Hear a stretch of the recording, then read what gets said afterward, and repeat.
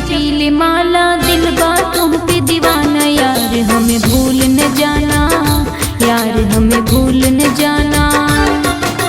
प्यार करब हम तोहसे करे जा, देखी भले जमाना। जान है तोहरो दीवाना, जान है तोहरो दीवाना।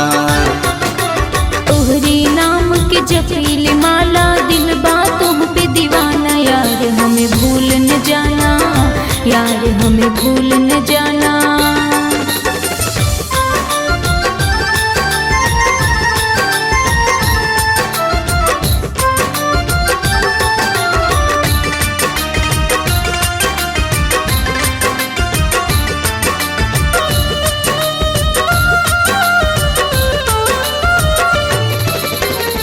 जहिया से जिंदगी में एहो जान हमारे तू अइलू। आँखिया के राहे धोके हमारे तू दिल में समैलू।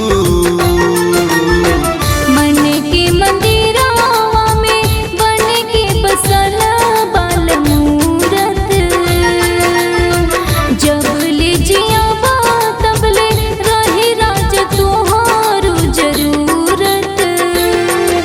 सोच के मन में हलचल होला, खुशी के नई ठिकाना। जान है तोहरो दीवाना, जान है तोहरो दीवाना। तोहरे नाम के जपीले माला दिल बा तुम पे दीवाना। यार हमें भूल न जाना, यार हमें भूल न जाना।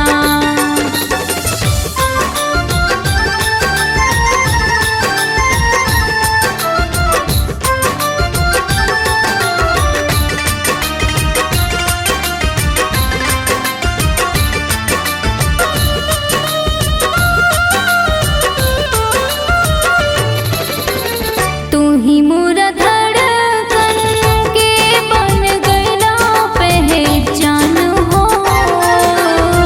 तोहरे ही नामे भले निकले चाहे परान हो।